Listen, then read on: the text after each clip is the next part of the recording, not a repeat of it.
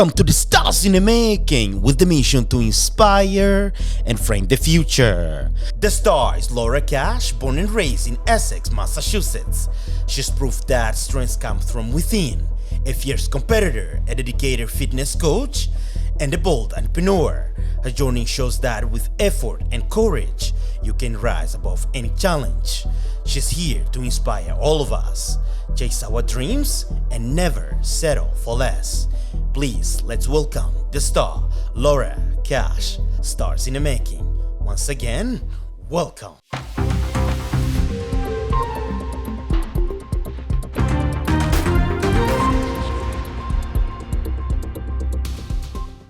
Hey guys, welcome to the Stars in the Making with the mission to inspire and frame the future. We turn underdogs into legends. Ricardo Ngolo is my name. I'm your guide on this ride to the stars. I'm pretty sure you guys heard the intro and it was pretty dope. We're talking to a pro. She's a bodybuilder and coach. With that being said, once again, welcome. Hi Lara, how are you? Good, how are you? I'm doing great. Good. Thank you so much for being here. Absolutely, thank you for having me. It's been a little while that we planned this podcast, but we're finally making the episode to come. It has been a while. Yes, that's Yes, right. yeah. So you are a pro bodybuilder, and we wanted to know more. Almost trying. That's Yes. the goal. Well, manifesting that, yes. That's right. That's the So goal please this season. introduce yourself and let's get to it. So I'm Lara. I am just, a girl kind of living her dreams, basically bodybuilding, dog walking, meal prepping, coaching, I love that. I love loving that. life, mostly just trying to Awesome. do what I like. Awesome. Yeah. Again, thank you so much for being here. I was looking up your story. Your story is really motivating. It's so motivational. That's why I had to really call you here because your story is such amazing. So anyways, let's go into your background. Let's go back. How do you started? First of all, bodybuilding or Sure. what you had to overcome. I let that to you. So I got into bodybuilding. If you back way up, my mom was a personal trainer. So, like 13, 14 years old, I was going to the gym with her and kind of learned to I liked to be active, but I didn't really ever take the gym or being super active, even my health, very serious until probably my mid to late 20s when I was honestly just starting to not feel very good. I was starting to just I don't know, you're not a kid anymore, so you can't eat the same, and I didn't feel great, so I started kind of just pursuing feeling better, and along the way I ended up getting into, I met my first trainer, met with him, he offered, do you want to lift weights, and I was like, yeah, and then, do you want to try doing a competition, and at that time, it was not popular at all, nobody, it wasn't on social media. How far back? This is almost 10 years ago now. Oh, yeah, so it yeah, just yeah. Didn't have as much popularity and mainstream. Now it's it's kind of cool. There's young kids doing it, but I was there wasn't a huge following for it. There wasn't a big thing, but I didn't know anything about it. And just, do you want to try doing a show? And it was no.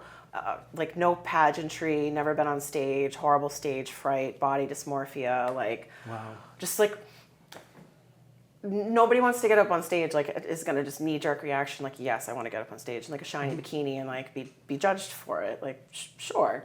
But then, I trained, I got into it, really had just no idea.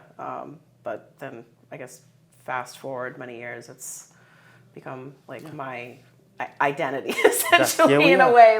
It is.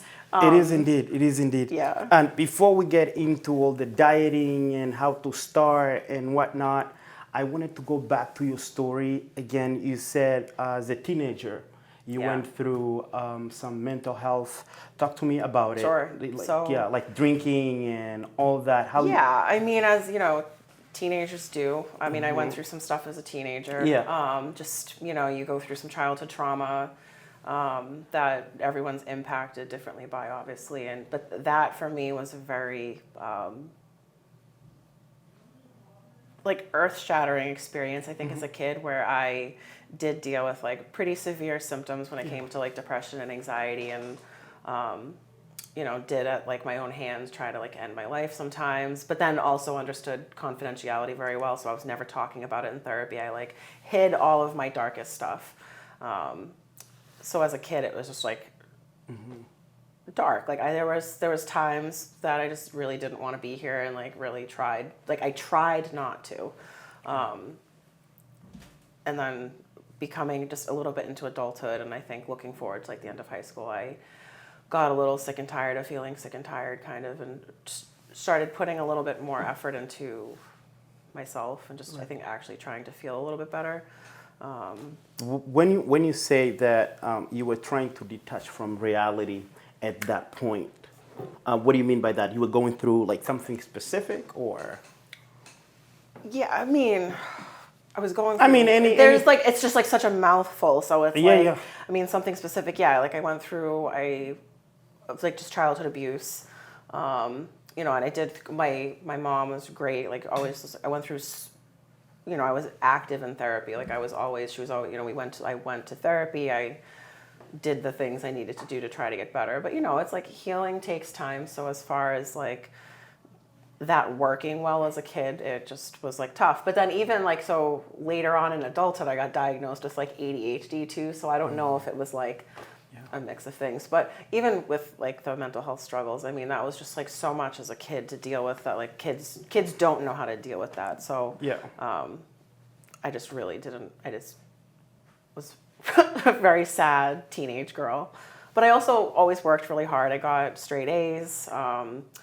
You know, I had multiple jobs, so I saved up. I bought a car before I was 16. I paid my bills by the time. Wow, that's so impressive. I was instilled with a really strong work ethic. So as much as like things could be dark and really hard, I also had like a lot of tenacity to like succeed somehow, where it's like that was my escape. So I chose multiple. It's like I got hyper focused on routes of escape, where I love to drink, I love to smoke cigarettes, I love to do like high risk behaviors, but then I also loved academics, I loved to succeed, I loved art, I got art awards, I got history awards, I dabbled in singing, I would do, you know what I mean? Like and then even into high school, I volunteered for hundreds of hours at the animal shelter, I like held jobs, I always helped my family. Like, well, just like not taking care of myself as a kid.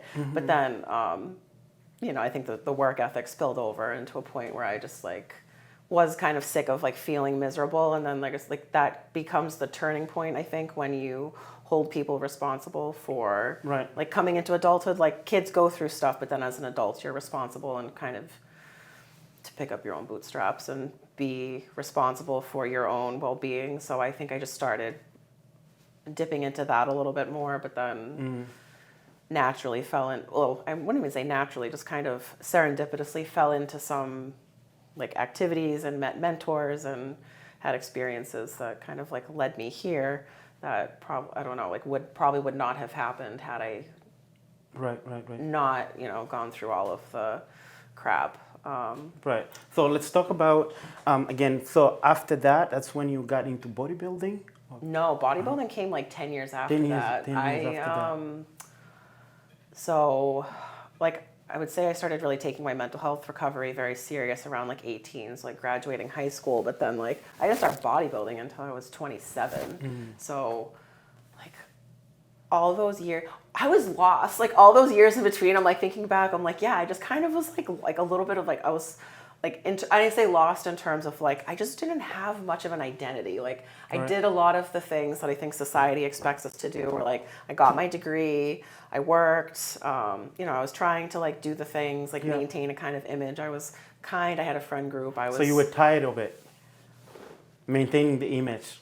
Not even, no, I wasn't even like tired of maintaining the image as much as it was just like, not my image. Like I was, I think, trying to like fit into a box and like just. That's right. And I did. I enjoyed life. That's like, very important. That's very important. Please go deep into that, because there's many people out there. They have this thing about like maintaining, you have to check all the box, like they don't follow their passion, Well, what they actually want to do. We're so conditioned Yeah. to society. Like, there's so many expectations placed on us. Like, even from the second that we're like, you know, you go to public schools, like that's an institution of the country, like Right. the government. It's set up. We're all taught.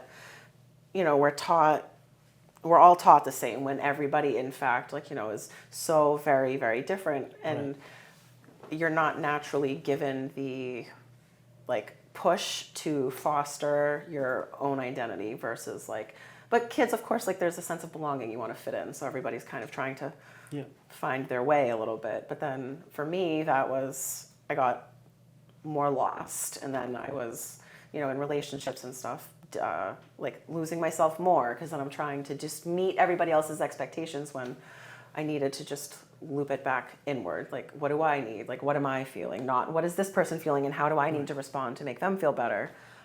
Which is sometimes like, you know, I think I learned to respond that way. Like, oh, how, you know, a little bit of like people learn to like fawn a little bit. Like you kind of like, oh, how do I appease this person, make them feel better, versus like learn to speak up and not be a doormat. Right. Respectfully. All right, Laura, we got two questions only. First, what is the bodybuilding myth that you wish people would stop believing? That bodybuilders make a lot of money. It's an incredibly expensive hobby. Explain a little bit. So bodybuilders pay to compete, even when they're pro and like the best in the world. They, you know, some of the cash prizes for the like top stages, like people think of like Arnold Schwarzenegger and stuff, like, yeah, there's money there when you're like the top 3 in the world, but everybody else is spending thousands of dollars. They're not making thousands of dollars. And that's amateur, pro, like and then sometimes you get up there in ranks and it's like even a little bit more expensive for entry fees and stuff like that. It's just, it's one of those things you need to. Love that. Let's move on.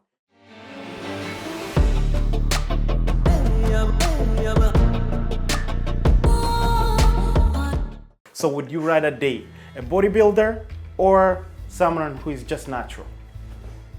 Explain. So as far as Be precise though.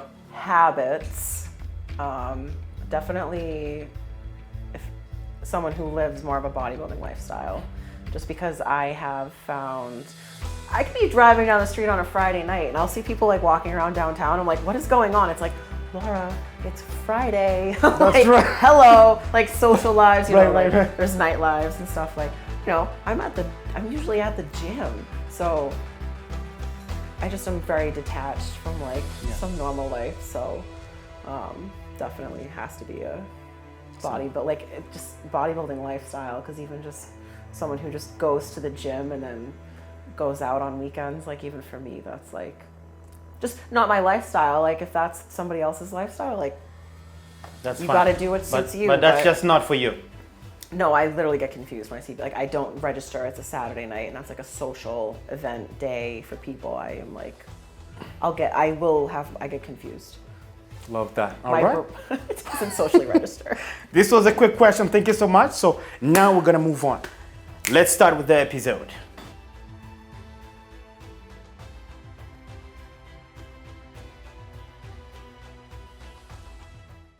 Let's jump into the dieting. This is what you do. It is what I do. So we're definitely gonna have to go deep into that. So first of all, I wanted you to talk about, for someone who's starting bodybuilding, especially like women, and they don't know, you are a coach. So you're talking about like bodybuilding, like as far as competition, far or just as- like weightlifting, getting So into weightlifting? let me health, talk like- about, first of all, we're gonna start just with weightlifting. Sure. And then we're gonna go to a Yeah, competition. because they're totally different. It's a lot. So let's just talk about the regular Sure. girl who is starting working out and how to go about it, how to start. Can they use like start dieting? Do you have like some, can give them some ideas, So I guess like nutrition wise and things like that? if there, so okay, say a girl approached me, wasn't ready to sign up for coaching, like just needed some like very basic information around like, okay, like where do I even start? Like the basic pieces of advice I would give people is just eat 4 balanced meals a day, a lean protein, a clean carb, and then in a few of those meals have like some fat source, like you just need fats in your diet, right? And it's like I just always encourage people like just clean food, like just stop eating like processed foods, because I think people get really caught up in like measuring food, and like there's so much detail that can go into things where it's like just eating 4 meals a day and clean it up. Like that's like just a good place to start, because a lot of people, like I think what's interesting to me is just the baseline information we have access to as far as like diet and nutrition usually is not easy to navigate enough to the point that people can like apply it to their life. Like some people are really good at that, but it like I was always trying, but nothing, like I could not stick to anything. But like When you say you couldn't stick to anything, oh, what it do was you mean just by like, that? you know, you do like yo-yo dieting. You try to just like, you like crash dieting. Like a lot of people would just, okay, I'm going to just cut my calories and just do this. There was no like tact to it. There was nothing like balanced. There was nothing healthy about it. There was no like, you know, just I would just cut calories and be doing a ton of cardio and then just expect to see the scale go down and then So be like, what, and then be like, what happened when it didn't? So how many times, how many meals you have a day? Because I mean, I went through your dieting and stuff. That's crazy. So you got, can you break that down? So I mean, as a bodybuilder, I eat like 5 to 6 meals a day. Yeah, I mean, we're typically. gonna get there. Yeah. But as a regular person who's just trying to So like as a become regular, lean, honestly, as a regular person who's just trying to, kind of get fit and stuff. I mean, just like a regular normal person looking to just like feel better and like get a little bit fit, like I just eat clean food. I don't know. I mean, okay, so I guess people don't even know what clean food is. Yes, though. That's that's like some right. of the problem. What do you mean about clean food? No, honestly, and like that's like such a big problem. Is like the more I talk to people, is like people just don't even know some of this very basic stuff. So it's like people really need to learn what a carb is, what a protein is, and what a fat is, and then figure out like roughly how much you need. I need a hand. So like basic female, right? Yeah. Handful of protein every meal, four times a day, just what fits in the palm of your hand, or a protein shake or something. And then people sometimes want to run with a protein bar and be like, that's just a meal. That's not a meal, that's a snack. That might be a better snack than like a bag of chips, but it's like, so I think people are just, I don't know, that's like so much. I didn't even answer the question. I'm just like, obviously I have a big gripe with the information that's out there. I know, we have a lot to go about it. So let's talk about, I know you lift tons of weight. I mean, as a bodybuilder, I really want to get into that. So how you go about it? Like all that weight. Talk to us about it. It's like, as a bodybuilder, do you have to lift that much weight, or is up to a person? It's a good question. It's a very fair question. Yeah. I've been doing, so even like back, like when I didn't do that, I didn't always do that. I've always, you know, I've always identified as relatively strong, but I mean, after 8 years, it's fair to say, like, I definitely built up to that. So if I'm squatting 3 plates per, you know, like, which is like around 300 pounds like reps, that's only because I was looking into that. That's years, crazy. you know what I mean? Yeah. So I still remember the days when I was putting on like 25 pounds on each side, and it was like really hard. And like, for you to get to that point, lifting that much weight, how long it took you to get there? It took me 8 years of serious lifting to be able to dieting getting to and that point. getting enough sleep, all that stuff. So like, it took 8 years of like treating my lifestyle like an athlete. So I think that's also, some people will look at me and be like, how long did it take you? I'm like, okay, like, because bodybuilding too, and it's like, it is one of the most expensive hobbies, because it's not like I'm not paid to do it. It's a hobby, so it's something I really, really love. So it's like people like have to also weigh the pros and cons of like, how die hard do you want to be? Because that's right. There are times I don't have energy sometimes to participate in some things in life. Like if I'm not in competition season, I'm definitely like, I can do more social things, but there's definitely, you know, I have a huge time commitment into it. Yeah. Like I don't have kids. If I had kids, I don't think the way my brain operates, I don't think I would be like competing as actively as I do. Like I know plenty of parents who compete, so it's not to say like you can't, but it's just like it's like, do you have times like to go to clubs, parties every other weekend? I don't even have time. Like there's days where I'm so tired I just like have to roll some things into the next day, which is like lucky to be self-employed. I can kind of like usually work my schedule, but there's just like not even enough hours in the day sometimes when especially when it comes to like bodybuilding prep, when it's like you are in the gym more often because you have to be doing cardio and posing, and so it becomes like almost like a full-time job. So if you can employ yourself enough, you like you can, anyone can do this. You just have to decide how much, like how you want to spend your time. That's right. And it's like I love this, so for me it's like, This is a question that I love to ask to bodybuilders. Why do you do this? Do you have a reason? Is like for money or because you love it? It's not really money. Honey, we spend money to do this. It's You almost spend like, money to do this. It's almost like a sadistic amount of money you spend to do it. It's a very expensive hobby between just gym, even just, I mean, that's like we do have to touch base on just even like expenses for competing alone. What was the question? Yeah. Well, it's what you already saying. It's like, like why do I do this? Why you do this? It's not. It's like, are you doing it for money or you do it because you love it? So just like really quickly, bodybuilders don't make money. Even pros don't make money. Some of the best in the world make money, but the chances of that are like so slim. Like that's right. People can walk in. I'm not saying like crush people's dreams, but like most people aren't going to walk in being Mr. Olympia. That's like just not the case. Like you're not going to be top in the world.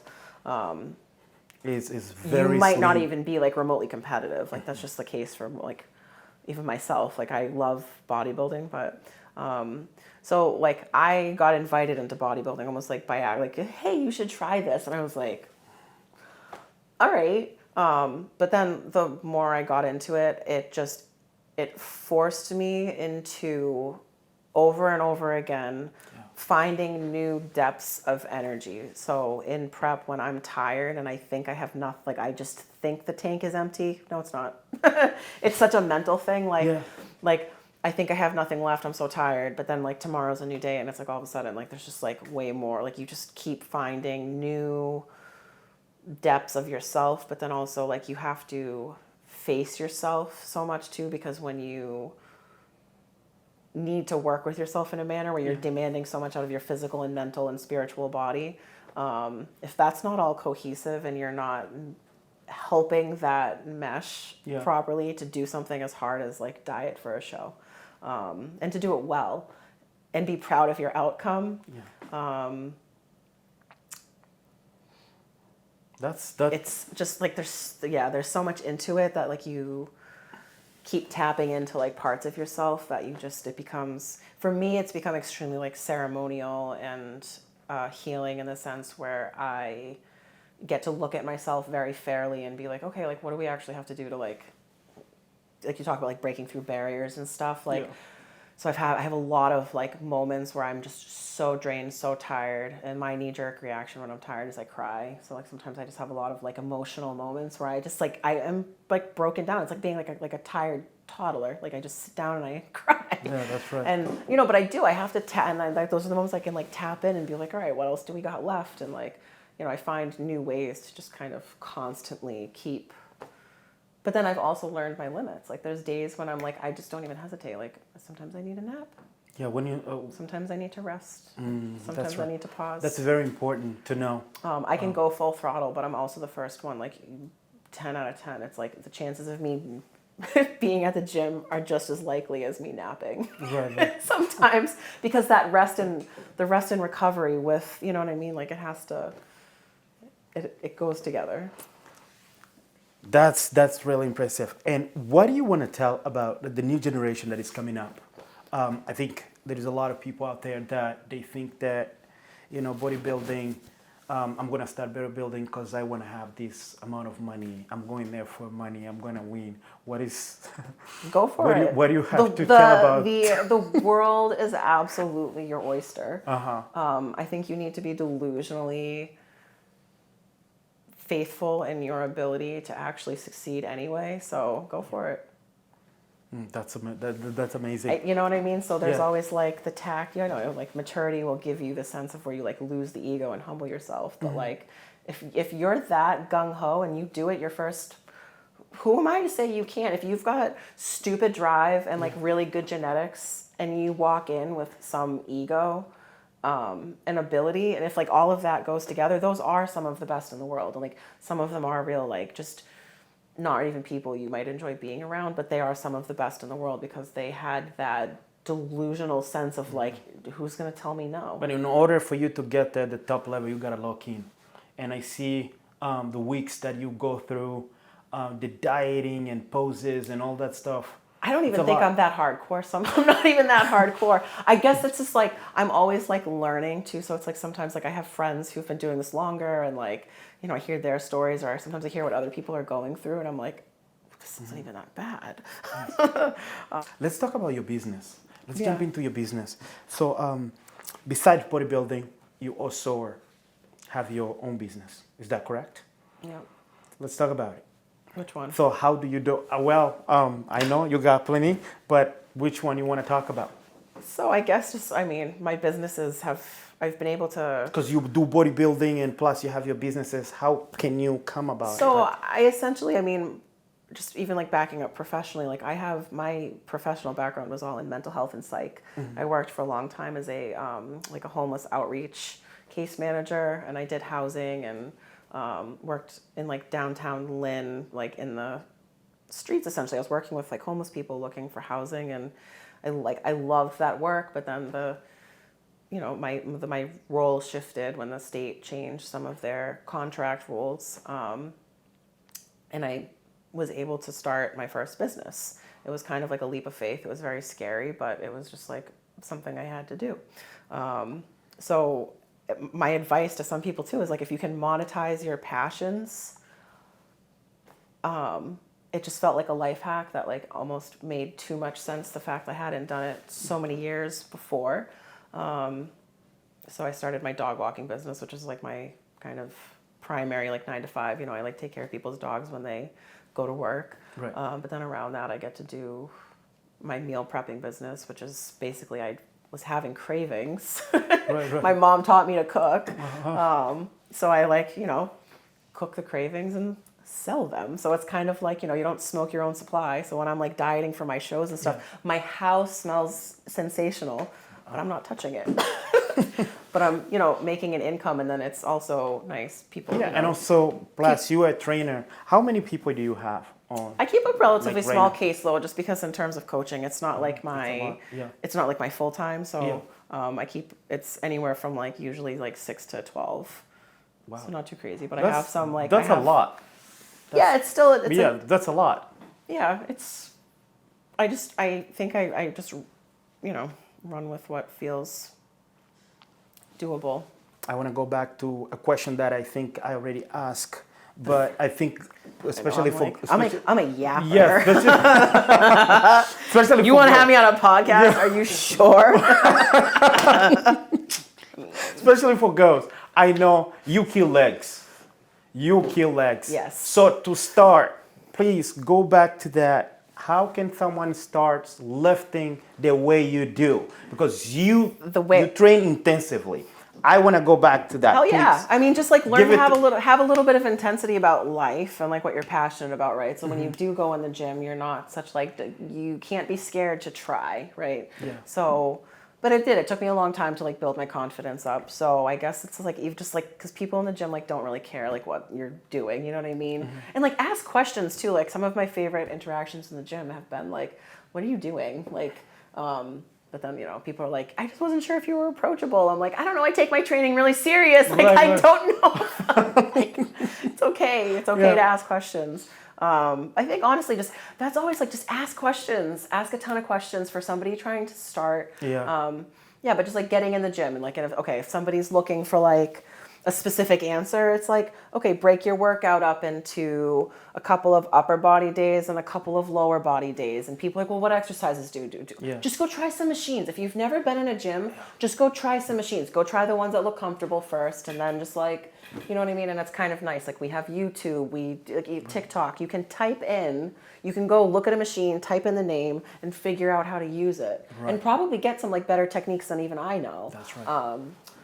So, you know, it's just, and it's all just like learn. And how You many? just have to start, and then the time adds up, and you just commit the time, and then like, you know. Wow. But then with the gym, it's like, you know, and then the food, they say abs are made in the kitchen, so of course, like, you know, the food is very important, but just in terms of, okay, go to the gym and then, Have your diet. yeah, like what I said before, clean it up and try to have 4 meals a day that have protein. Yeah. 4 meals a day minimum. For right now. 3, like honestly, it's like, let's. if, Go so, okay, if I was really just like very general population, 3 balanced meals a day with like maybe a couple small snacks in between. Your blood sugar is going to be more regular. You're going to have more just like steady fuel. You're not going to feel like, you know, like your brain needs energy to even function. Yeah. Like your brain needs 130 grams of carbs a day to even do its basic function. So, you know, if you're at work and you have a demanding job, like you should be trying to eat every, I think for most people, it's fair to say, like, try to eat every, like, 4 hours. Right. Some people, like, don't have you don't have an appetite in the morning, great. Every 4 hours. Eat when you're hungry, when you wake. Like, some people are like, well, I'm never hungry.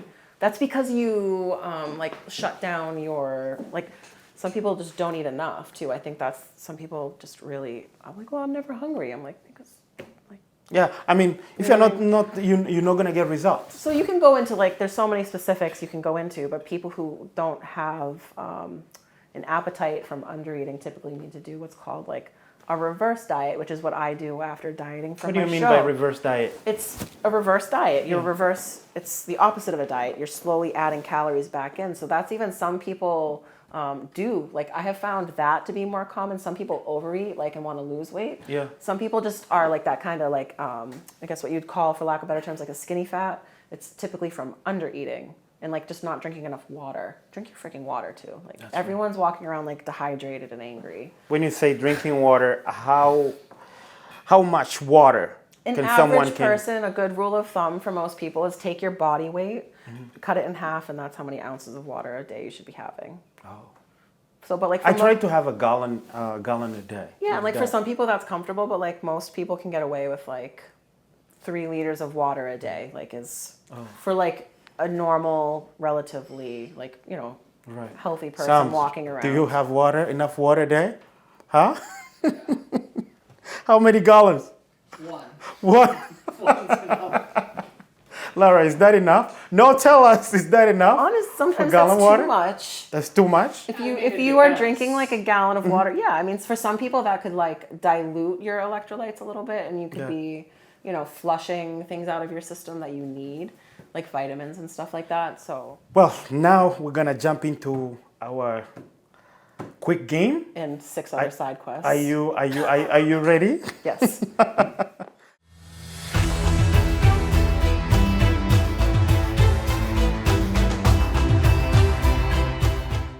Guys, she does not know the questions. She's gonna try to finish the quote. This is our call, finish the quote. Let's go for it. I'm gonna start. Well, I'm just gonna read it, and then I think they're pretty famous quotes. You are a bodybuilder, so you may recognize a few of them. If not, we're gonna do it quick. The fun of it, we're gonna go fast. So just respond. See if my if brain you can, cells keep up. If you can keep up. So, are you ready? I'm ready. All right. Let's start. The only bad workout is. Definitely the one you didn't do. Love that. You'll always feel better when you show up.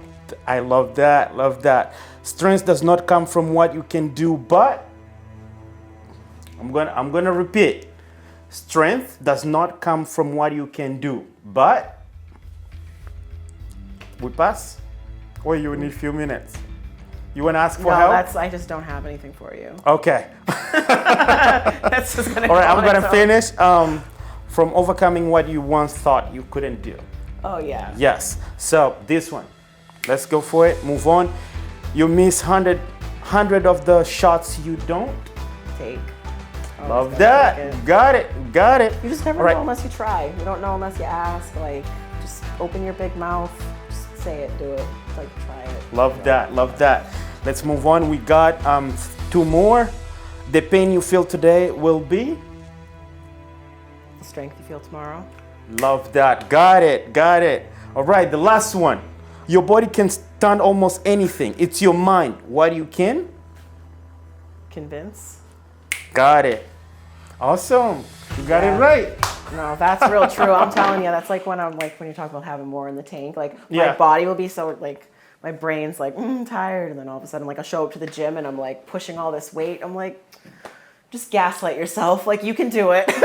Love that. Love that. So, what do you use for motivation when you are training? So it's a music or Always, you yeah. rather not having music? No, I love having music, but Yeah. honestly, the one mindset thing that gets me is like if I were in a life or death situation, like demanded to save my family, Yeah. am I love not going to be able to succeed in that moment? So in a moment where I have like perfect ergonomics. No. Laura, start it Yeah. again. What you said is so important. I think I can picture myself into what I you have just a said. few Go ahead. examples of that. Say it again. So when I'm lifting, if I need motivation, if I like need to push the weight and I am looking to demand something out of myself that doesn't feel physically feasible, I literally will think about my disabled, very helpless sister being in a situation where I need to have the physical strength to move something to save her. And I'd be damned if it's not going to happen under like perfect scenarios with food, no life or death situation. You know what I mean? There's people in third world can hear stories of people like no food, like catastrophic situations, people survive. So why can't I, in this perfect moment with food on a machine that's built to do this, why can't I move that? I love that. And then all of a sudden it moves. And then even on the Stairmaster, if I were to have my legs cut off, if I were in that hospital bed, would I be mad about doing cardio? No. So it's like I don't ask God to give me that lesson. I just do it. That's so powerful. So sometimes it's like if you're like, I don't want to, it's like, well, don't be asking for a reason to like not be able to, you know what I mean? Yes. When you get so much, don't ask for less. Like just learn how to handle what's given to you. Like if I have the ability to do something, like even with the Stairmaster too, like I have my disabled sister, she's never been able to walk. She's a big she's a big reason of a lot of This is very powerful. I did not go deep. Thank you so much Yeah, for reminding me. We didn't talk about that. You talk so delicate about your sister that she's your motivation, she's your power. Talk a little bit more. So she's just like growing up, we were like in a big family, there's 6 of us, but she was just, Danielle is very, like we've always all taken care of her, my family. My sisters and I, we've always in different times in our lives taken care of her, but she cannot walk, she cannot talk. She is like the epitome definition of like pure innocence. And she has survived so much through being in the hospital and being a little kid and just in scenarios she shouldn't have survived. So like I always think like I just am always bringing it back to her, like even my reason in bodybuilding sometimes, like if that gives me a platform to better serve my life purpose, to be able to make sure that Danielle is always okay, like she shouldn't really, she's medically complex, so like her life expectancy now is a lot better because of medical advances, so it's like she could be here for a long time, so it's like I really would like to be prepared to take care of her. But like even on the Stairmaster, like if I ever was in like a high-rise building and I needed to be able to rescue her, I'm going to be able to just like pick her up and even my mom, my dogs, don't everybody, I'm gonna be able to just like pick them up and carry them. Like that is like in the gym. So sometimes like even if like Shams, I'm sorry, like maybe you see me crying sometimes on the Stairmaster. It's stupid, but like I think about things like that. It's me finding the strength in any situation. I'm just not gonna have to question my ability. It's almost that like heroic, like Greek mythology, like preparing for battle. Like every day you just see the warriors, they go and they're just doing like, so from the time they're this big, they're just practicing with the axe and practicing with the shield. So, the movie 300, like sometimes I think about things like that where I'm like, I am just in constant preparation for if life gives me anything. I am just prepared. And then it's, life has happened in very challenging situations where I can look back and be like, I'd be damned. You know what? Yeah, like what I practice and what I preach and what I teach and yap about constantly, like putting that into real life practice, like it works. So when I go and, share it with people and coach and give people actual resources to overcome, like it's like I've trial and errored it with my life. I've seen other people trial and error it and make really cool connections and, foundational strength in their life on and off the stage, because it's all just I guess a good take home is just my favorite saying is how you do anything is how you do everything. So if you can start to pick up on some patterns that sort of are just like definitive of who you are and what you do, but then not judge yourself, you can pick up on like your relationship with money will match your relationship with people. Like, what do you mean by that? Just humans think that they're so much more complicated than they are, but like your relationships and how you treat things will just manifest over and over and over. Like you'll just see like people spend quick money. It's like that's also how they schedule everything else. Like they're not really budgeted. They're like scheduling a lot of shifts. They're not planning things. You know what I mean? They move really fast. So it's like you can kind of look at someone's actions, like it's just, and then you start to pick up. And this is after months of observing and conversations and picking up on people's patterns. Like you can just start to break things down and it just becomes so much simpler where you just look at things that's very black and white when it can feel very complicated. So This is deep. it's cool to get to a point where things that feel very like earth shattering, I'm still like, I just talk about faith, man. I'm just like, I think I can do it. So even like dieting and stuff, when it gets hard, I'm just like, pretty sure I'm all right. That's really amazing. Before we end the podcast, before we end it, talk to me about, I love that tattoo. Yeah, you pointed that out. Really, we were talking about it way before we even started. Talk about that tattoo. I love it. It's the Japanese yin and yang, tiger and dragon, which is just like, one. So the tiger is female, the dragon How you is identify male. yourself with the strength or something like that? I love the balance of yin and yang. I think life has a lot of duality where it's like you'll experience very complementary emotions all the time and like different extremes, but then just kind of recognizing then that duality is always going to be you. So kind of like, you talk about identity and trying to fit into a box. Like you're always going to have your good and your bad. Like that's just you. So the more you can kind of culminate that together, and that is kind of like the natural spiritual balance that has always for centuries been believed to exist. So I like that for myself. Oh, thank you so much. This was amazing episode. Yeah, thank you for This is having our me. very first episode with games and stuff. We trying to start like new segments. Yeah. So this is really amazing. Thank you so much for being here in the Stars in the Making. Yeah. Hey guys, I hope you guys love this episode, the new segment that we started. Please make sure every star started somewhere. So just take that first step and remember, never give up. Keep reaching for your star. Ricardo Ngolo is my name, and we see you in the next episode. We out. Got it done.